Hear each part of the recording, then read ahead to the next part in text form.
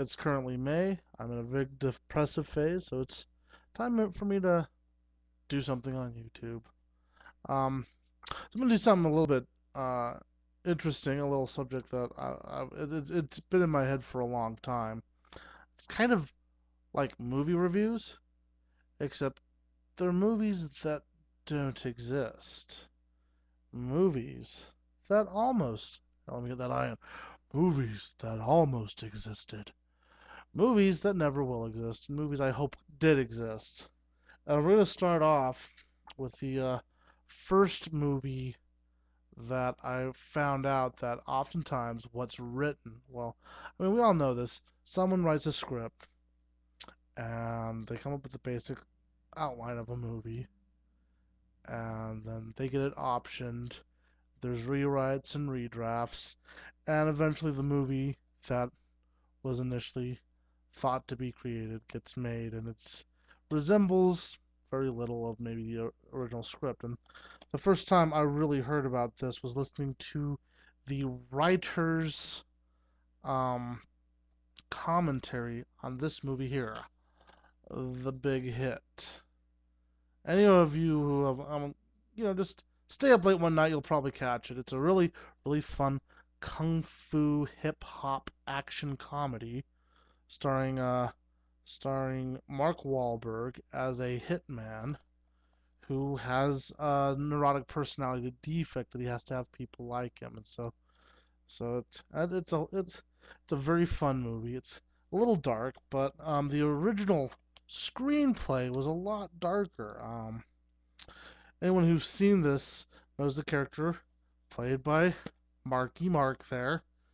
Um, his character's name is Melvin Smiley.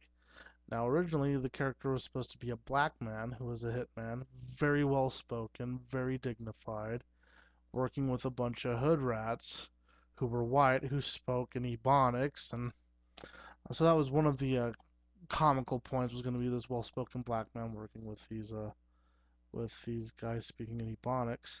They were going to go. They were supposed to get a lot more into his past and why he had this pathological need for people to like him. And it's just go ahead and read the movie, watch the screenwriter's commentary, and then you'll probably sit there and go, "Gosh, it's a shame that movie that was written was never made because I'd like to see it." Next one I'm gonna review is something that's a very popular film. Everybody loves this one. Um, but they didn't have the budget to do it as it was originally written, and that is this one here. Oh, if I could get into focus there. Ghostbusters.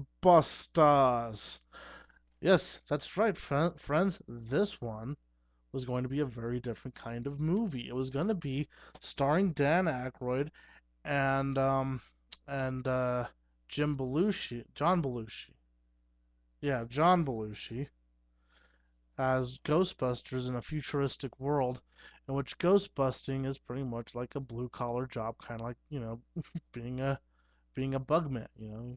Oh, we gotta go and de-ghost this building, and the idea of it just always seemed like that would be a cool movie to watch. Just these two regular schmoes working this crappy job of ghostbusting. But the projected budget of that was too much than they could afford, and so they ended up changing it to these guys invented ghostbusting. And I still think the movie could be made. They could just make it as another sequel, like a couple generations down the line in the future. Maybe it's 2050, and ghostbusting is like a full-time job for people. Um, the next one that gotta use props for this here. The next movie that when I read what some of the original ideas were, but obviously got changed around. The movie is quite a popular film, and I'm holding evidence right here in my hand. You can't see it yet. I'm not going to show it to you.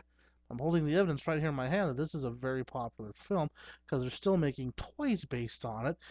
Is this dude, Beetlejuice? Hey, how are you? Hey, look behind you. At any rate, The original concept is Beetlejuice wasn't so much a ghost, but he was also kind of a demonic ghost.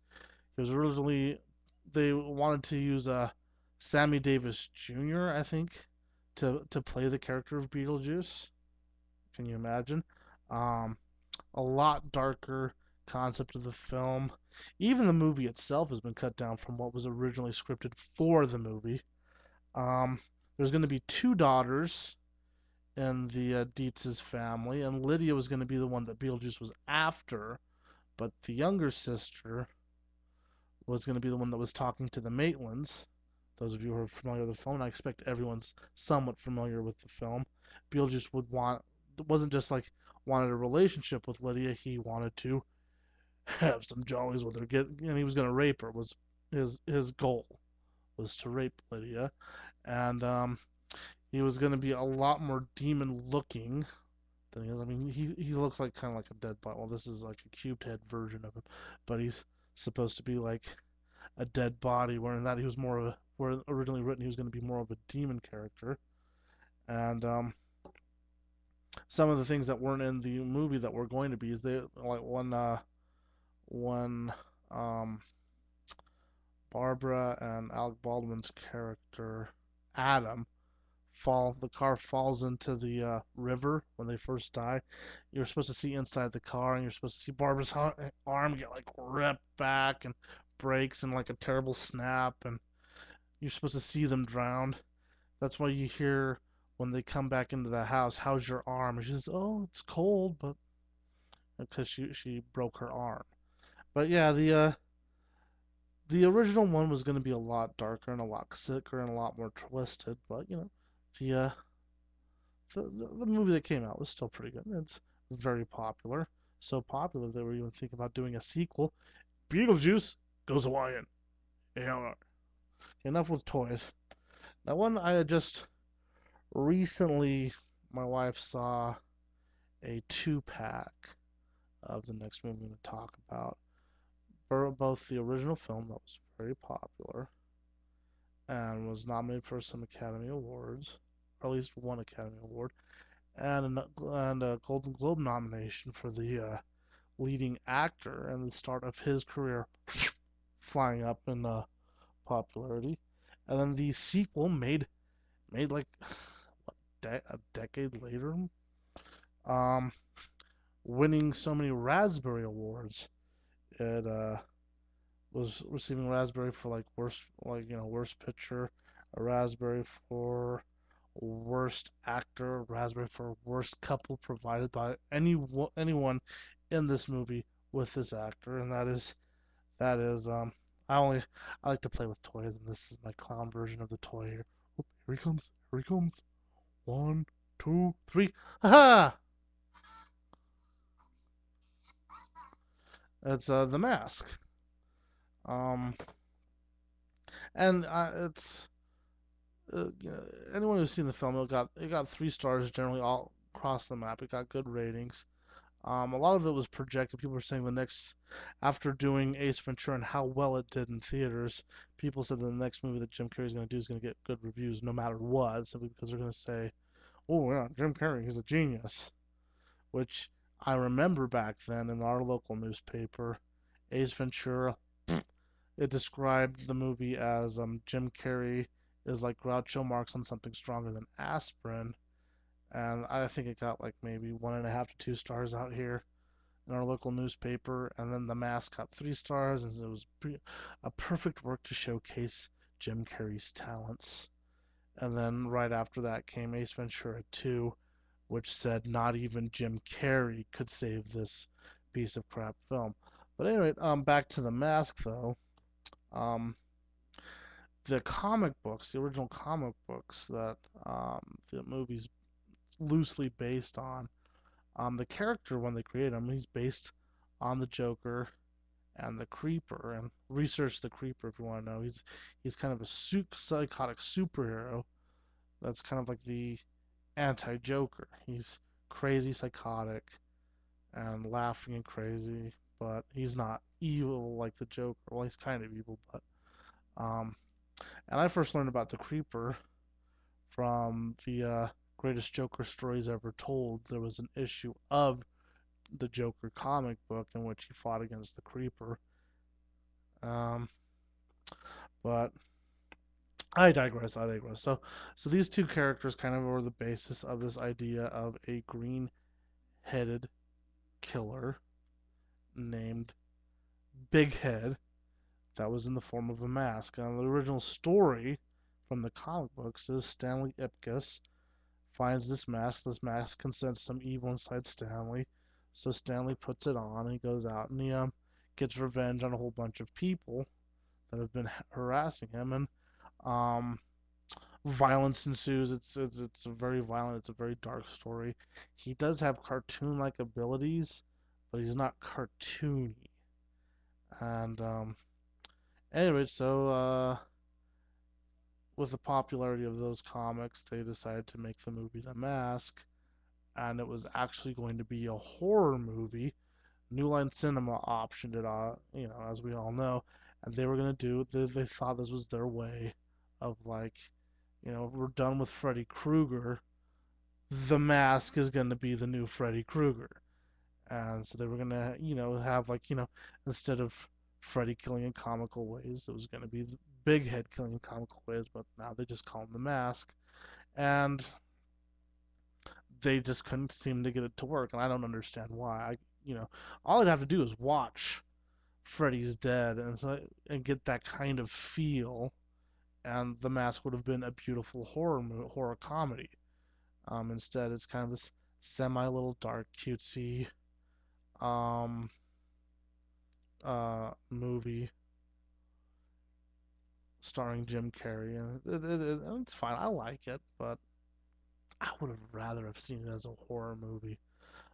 Just some examples. Apparently, from what I've researched, there's two scenes in the movie that are from the comic books, and that's where Stanley gets confronted by the biker thugs that are trying to steal his watch, and he pulls out, does the balloon bit, and then makes a Tommy gun and shoots at them.